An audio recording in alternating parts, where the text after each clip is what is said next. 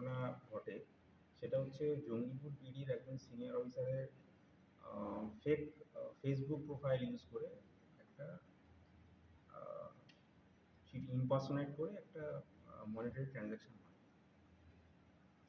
এবার সেই কমপ্লেনটা পাওয়ার পরে ইনভেস্টিগেশন চালু হয় এবং অনেকদিন চলে যায় কিন্তু কোনো লিড পাচ্ছিল না, পুলিশ পাওয়া যাচ্ছিল না।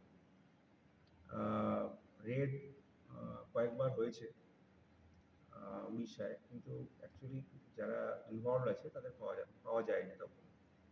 এটা লাস্ট 20 তারিখে 3 জনকে অ্যারেস্ট করে আনা হয়েছে ফ্রম ময়ূরভঞ্জ ডিস্ট্রিক্ট, উড়িষ্যা।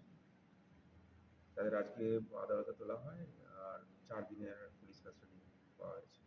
তাদের নামগুলো একটু বলে দেন। এটা এখনো 3 জন যে আছে এদের সবাই উড়িষ্যায় বাড়ি, ময়ূরভঞ্জ জেলায় আমি বললাম একটু আগে। তাদের ডিটেলস এর থেকে বেশি এই মুহূর্তে সম্ভব হচ্ছে না। কত টাকা মতো ওরা নিয়েছে?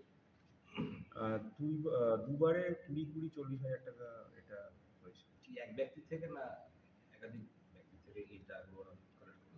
এর বেশি বলা সম্ভব হচ্ছে না। মানে এই যে র্যাকেটটা ফেক আইডি দিয়ে ক্রিয়েট করা হয়েছে, তার সঙ্গে কি মানে কোনো এরা কি মানে কোনো স্টুডেন্ট বা কোনো এরকম কিছু আছে যে আইটি সেক্টরে কাজ করে, যে যেটা খুব সোজা হয়েছে? 3 জনের 3 রকমের বয়স, এটা স্টুডেন্ট ছিল এটা বলা যাবে না একসাথে।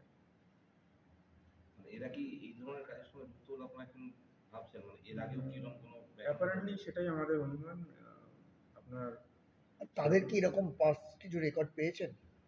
এদের না, কাছে সবে আমরা পিসি পেয়েছি, এখনো ডিটেলস এখনো ইনভেস্টিগেশন আরো অনেকটা করতে হবে। এতদিন পাইনি, এখন পাওয়া গেছে। এবার বাদ বাকি ডিটেলসটা তারপরে বলা যাবে। কোনো রিকভারি এদের কাছ থেকে ওদের কাছ থেকে 5টা সিম পাওয়া গেছে, তারপরে যে টার্গেট হ্যান্ডসেট ছিল সেগুলি পাওয়া গেছে। একটা জিনিস, যেটা যে র্যাকেটটা চলছে টাকা এইভাবে লোটার, তো তার পেছনেও কি এই র্যাকেটটাও কি সক্রিয় ছিল এখনো পর্যন্ত? সেটা এখনই এই মুহূর্তে বলা যাচ্ছে না। সকালবেলা একটা গাড়ি আইচার গাড়ি আটকানো হয়, যেটা শিলিগুড়ি থেকে আসছিল আমাদের দিকে টুয়ার্ডস কলকাতায়। সেই গাড়িটা আমাদের কাছে স্পেসিফিক ইনপুট ছিল গাঁজা ক্যারি করছে, সেই গাড়িটাকে আটকানো হয়। অ্যাকর্ডিংলি ফলোইং ডিউ প্রসেস গাড়িটাকে সার্চ করা হয়। তারপরে আমরা 120 কেজি গাঁজা উদ্ধার করি। যে ড্রাইভার সেই মালিক গাড়ি, তাকে অ্যারেস্ট করা হয়। কি নাম তার? তার নামটা তদন্তের স্বার্থে বলা যাচ্ছে না। তার বাড়ি ফালাকাটা, আলিপুরদুয়ার। নর্থ বেঙ্গল থেকে আসছে। ইয়েস।